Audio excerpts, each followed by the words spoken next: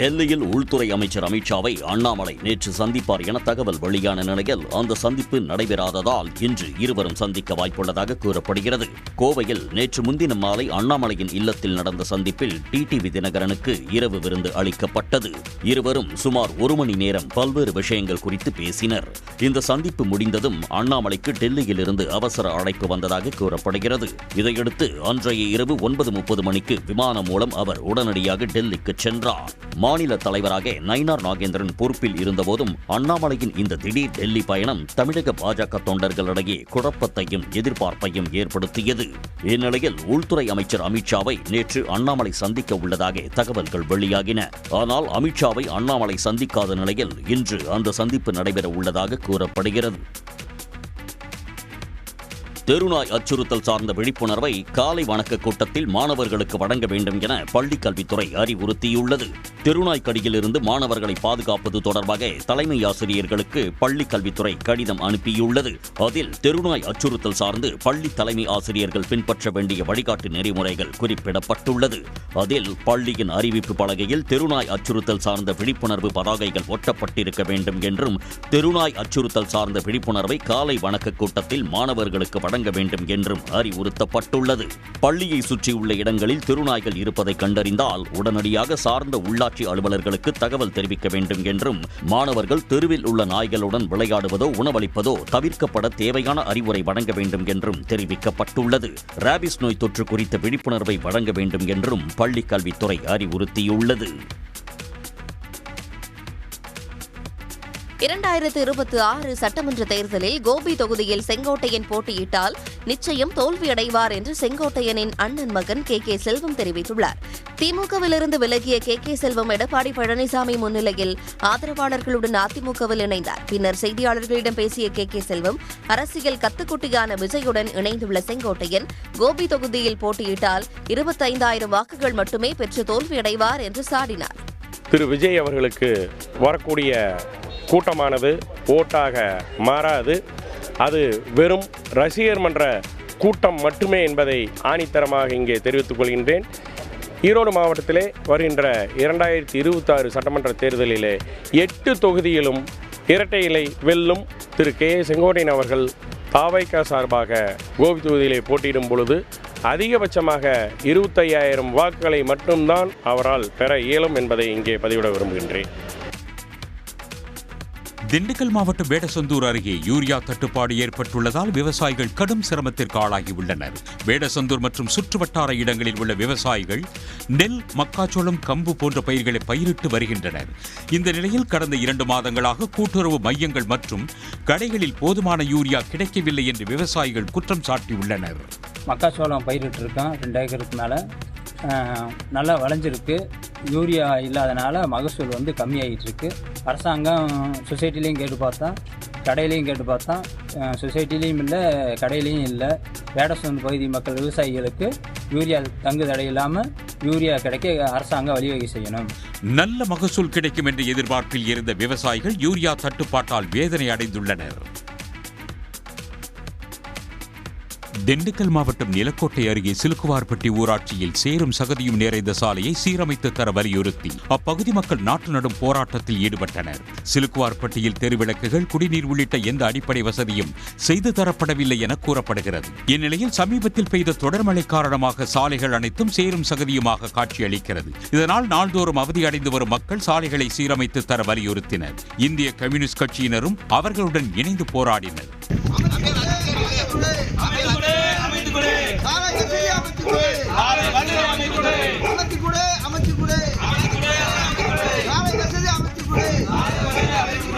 போட்ட சாமானிய மக்களுக்கு தண்ணீர் வசதி இல்லை, ரோடு வசதி இல்லை.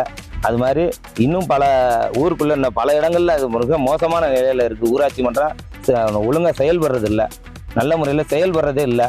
அதனால அரசு இந்த பகுதியை தத்தெடுத்து நல்ல முறையில் இந்த வேலைகள்லாம் பொதுமக்களுக்கு செஞ்சு கொடுக்கணும்னு கேட்டுக்கிறான்.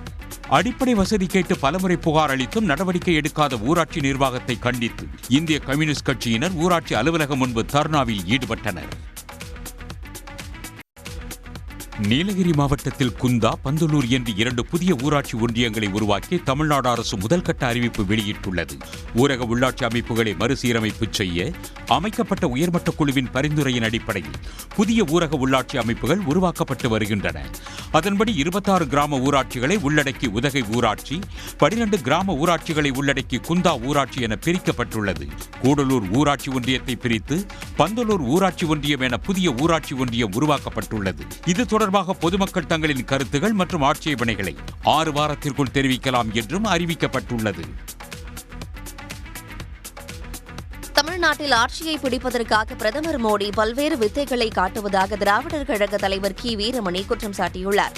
மயிலாடுதுறை மாவட்டம் சீர்காழி பழைய பேருந்து நிலையம் அருகே நடைபெற்ற கூட்டத்தில் பேசிய அவர், ஒன்றிய பாஜக அரசு மதக்கலவரத்தை தூண்டும் விதமாக திருப்பரங்குன்றத்தை கையில் எடுத்து மக்களை பிளவுபடுத்தி வருவதாக தெரிவித்தார். இந்த பீகார் ஃபார்முலா தமிழ்நாட்டிலேயே நடத்தப்பட வேண்டும். தமிழ்நாட்டில் என்ன பண்ணாலும் தமிழ்நாட்டில் இருக்கிற இந்த ஆட்சி இருக்கிறது, அதுவும் திராவிட மாடல் ஆட்சி. அந்த ஆட்சியை நாம் ஒன்று அசைத்து பார்க்க முடியவில்லையே என்ற அந்த எரிச்சல்னால பிரதமர் மோடியிலிருந்து எல்லோரும் புது புது வித்தைகளை எல்லாம் கையாண்டு பார்க்கிறார். தேனி மாவட்டம் பெரியகுளம் அருகே உள்ள மஞ்சளாறு அணையின் நீர்மட்டம் 50 அடியை எட்டியுள்ளது.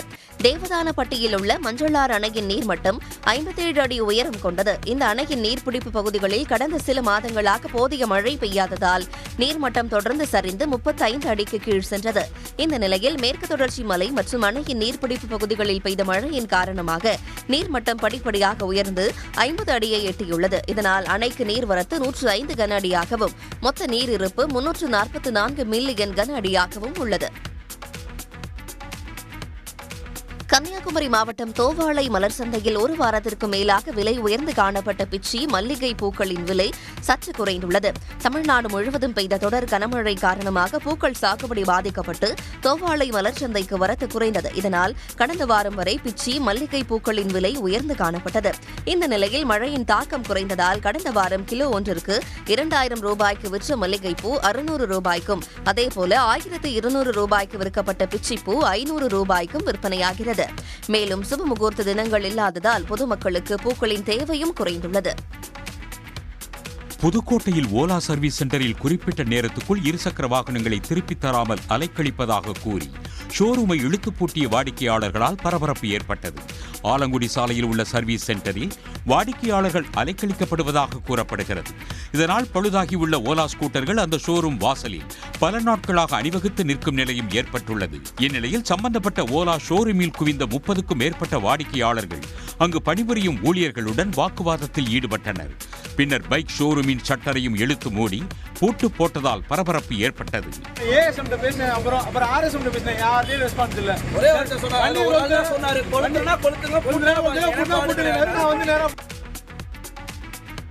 குமரி மாவட்டம் மருங்கூரில் அமைந்துள்ள தனியார் சொகுசு விடுதியில் உயர் ரக போதைப் பொருட்களுடன் பிறந்தநாள் கொண்டாட்டத்தில் ஈடுபட்ட 7 பேரை போலீசார் சுற்றி வளைத்து கைது செய்தனர்.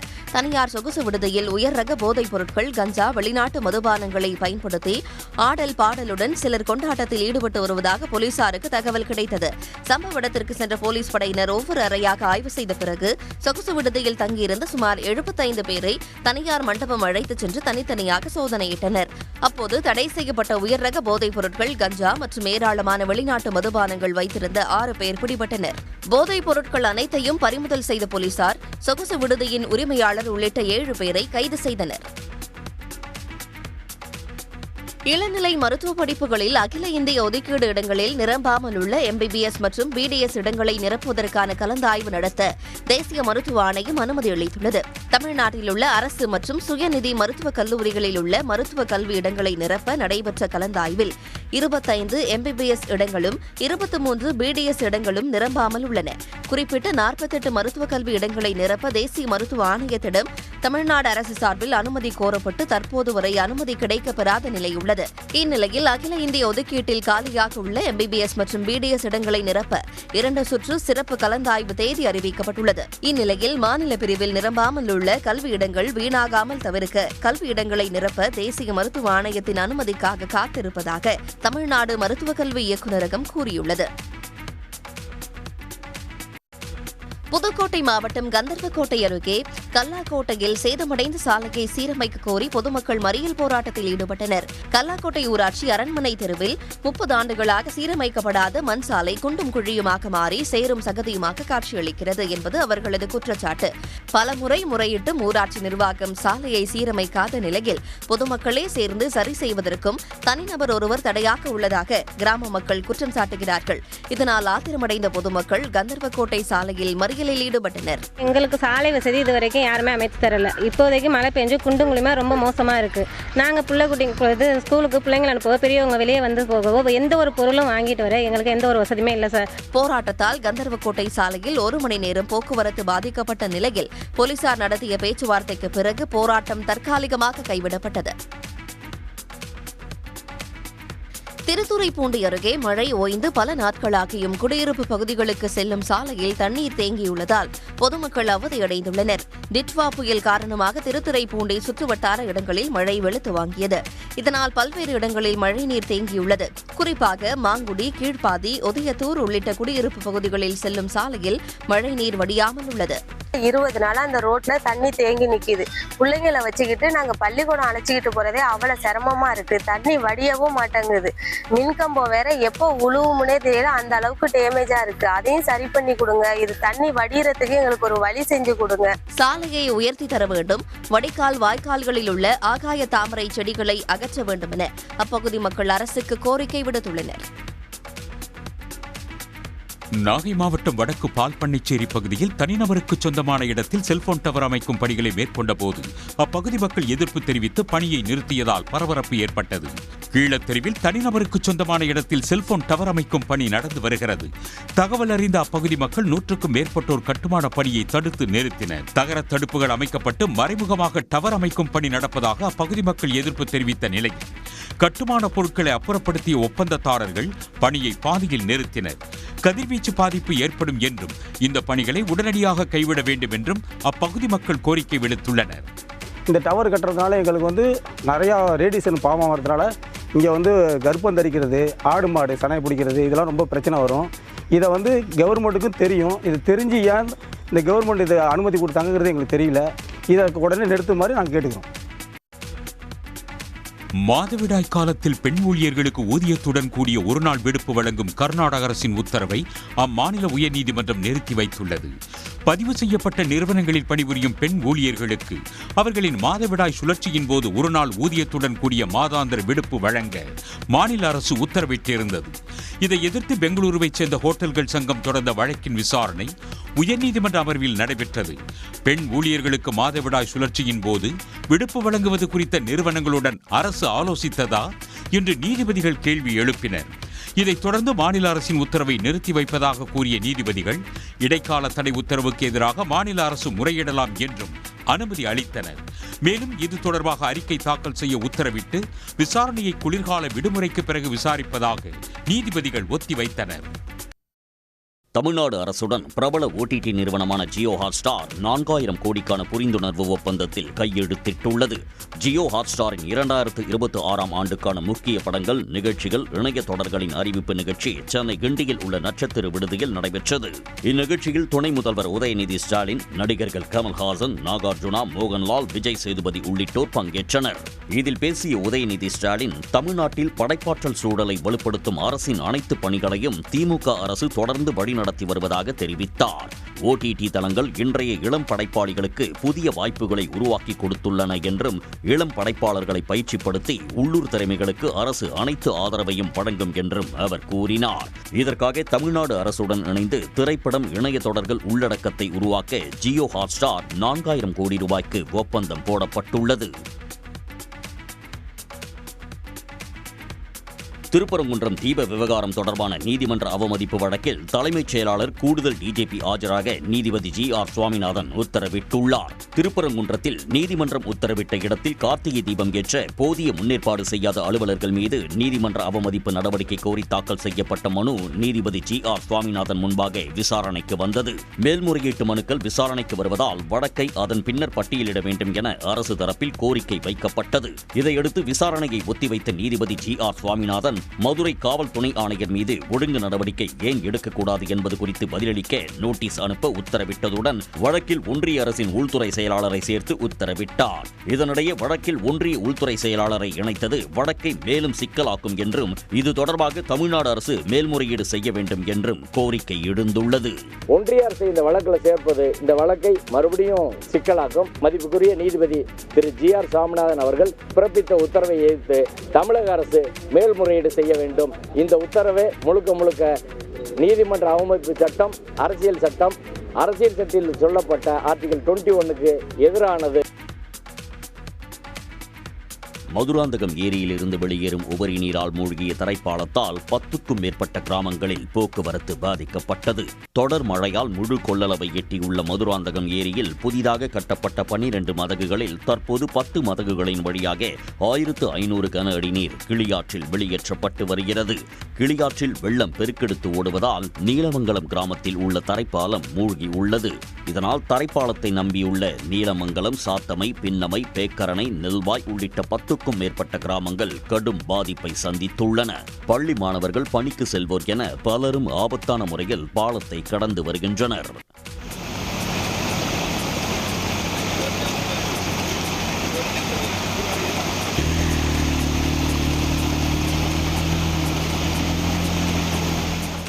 ஒவ்வொரு ஆண்டும் இதே பிரச்சனையை சந்திப்பதாக கூறும் கிராம மக்கள் உயர்மட்ட பாலம் அமைத்து தர வேண்டும் என கோரிக்கை வைத்துள்ளனர். மராந்தேரி திறந்தாக்கா போக முடியல. பள்ளிக்கு பசங்க பாதிப்பு நிறைய ஏற்பட்டு வண்டி இன்னாண்டேருந்து அண்ணாண்ட போக முடியல, அண்ணாண்டேருந்து இன்னாண்ட வர முடியல. ரொம்ப சிறுமையாக இருக்குதுங்க. இது கவர்மெண்ட்டை நீங்கள் பார்த்து ஒரு பிரிட்ஜு கட்டி கொடுத்துட்டிங்கன்னா ரொம்ப சௌகரியமாக இருக்குங்க. கரூர் புதிய பேருந்து நிலையத்தில் ராபிடோ ஓட்டுநர்களை ஆட்டோ ஓட்டுநர்கள் இருசக்கர வாகனத்துடன் சிறைபிடித்த சம்பவம் பரபரப்பை ஏற்படுத்தியது. தகவல் அறிந்த போலீசார் ஆட்டோ ஓட்டுநர்களுடன் பேச்சுவார்த்தை நடத்திய பிறகு சிறைபிடிக்கப்பட்ட ராபிடோ ஓட்டுநர்களை விடுவித்து அனுப்பினர். சமீப காலமாக பொதுமக்கள் ஆன்லைன் மூலமாக பைக் புக் செய்து பயணம் செய்வதால் தங்களது வாழ்வாதாரம் பெரிதும் பாதிக்கப்படுவதாக ஆட்டோ ஓட்டுநர்கள் குற்றம் சாட்டினர். 100 ரூபா போகிற இடத்துல அவங்க பார்த்தீங்கன்னா ஒரு 25 ரூபா, 15 ரூபா இந்த ரேஞ்சுக்கு போகிறாங்க. நாங்கள் பார்த்தீங்கன்னா எஸ்பி இன்சூரன்ஸ் எல்லாம் வருஷம் காட்டணும். ஆட்டோ புதுசெல்லாம் போட்டால் இப்போ ஒரு 3.5 லட்சம் 4 லட்ச ரூபா கிட்ட வருதுங்க. இதனால் எங்களுக்கு ரொம்ப வாழ்வாதாரம் பாதிக்குது. எங்கள் குழந்தைங்களை கூட ரொம்ப படிக்க வைக்கிறதால ரொம்ப சிரமமாக இருக்குது. இதனால் தமிழ்நாடு அரசாங்கம் இதை பார்த்து உடனடியாக ஒரு முடிவு எடுக்கணுங்க. கரூர் மட்டுமல்லாது ஒட்டுமொத்த தமிழ்நாட்டிலும் இந்த பிரச்சனை இருப்பதாகவும் உரிய நடவடிக்கையை அரசு எடுக்க வேண்டும் என்றும் ஆட்டோ ஓட்டுநர்கள் கோரிக்கை விடுத்துள்ளனர். ஒன்றிய அரசின் புதிய விதைகள் சட்டம் விவசாயிகளின் விதை உரிமையை பறிக்கும் என்பதால் இதற்கு இயற்கை விவசாயிகள் கூட்டமைப்பினர் எதிர்ப்பு தெரிவித்துள்ளனர். விதைகள் வரைவு மசோதா 2025 ஒன்றிய வேளாண் அமைச்சகத்தின் வேளாண் மற்றும் விவசாயிகள் நலத்துறை தயாரித்துள்ளது. விதை நிறுவனங்கள் விதைகளின் விலைகளை கடுமையாக உயர்த்தி கொள்ளை லாபம் ஈட்ட வழிவகுக்கவும், விவசாயிகளின் உரிமைகள் மாநில அரசுகளின் உரிமைகளை பறிக்கவும் ஒன்றிய அரசின் விதைகள் சட்டம் 2025 வழிவகுக்கும் என கூறி விவசாயிகள் இதற்கு எதிர்ப்பு தெரிவித்துள்ளனர். புதிய விதை சட்டம் 2025 வந்திருக்கு. இந்த 2025 வெளிநாட்டு விதை கம்பெனிகளுக்கும் பெரிய விதை கம்பெனிகளுக்குமான ரத்தன கம்பளமாக இது மாறி போயிருக்கு. தமிழ்நாட்டில் இருக்கின்ற அரசியல் கட்சிகளும் தமிழக அரசும் விழித்துக்கொண்டு இந்த விதை சட்டத்தில் மாநில உரிமையும் விவசாயிகள் உரிமையும் பாதுகாப்பதற்கான உரிய நடவடிக்கைகளை எடுக்க வேண்டும் என்று கேட்டுக்கொள்கின்றேன். பொதுமக்களுக்கு பாதிப்பு இல்லாத வகையில் சேலத்தில் சாயப்பட்டறைகளை அமைக்க வேண்டும் என தமிழ்நாடு அரசுக்கு மார்க்சிஸ்ட் கம்யூனிஸ்ட் கட்சியின் மாநில செயலாளர் பே. சண்முகம் வலியுறுத்தியுள்ளார்.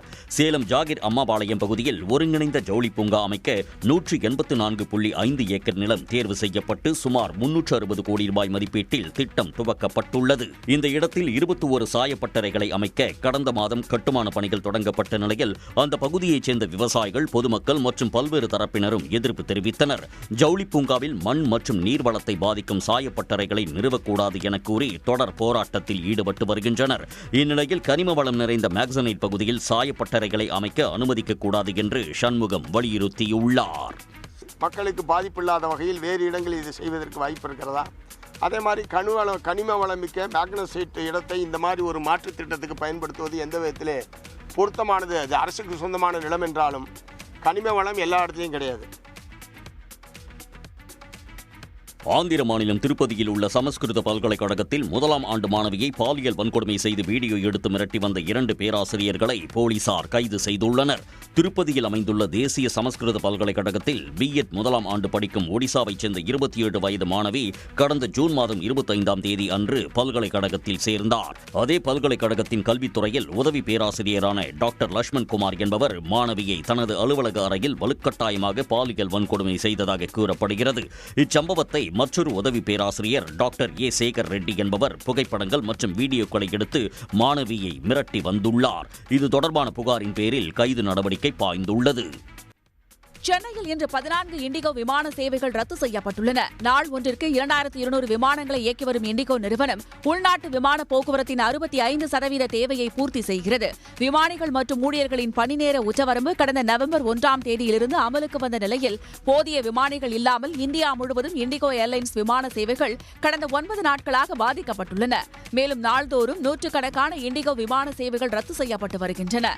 இந்த நிலையில் சென்னையில் இன்று 14 இண்டிகோ விமான சேவைகள் ரத்து செய்யப்பட்டுள்ளன.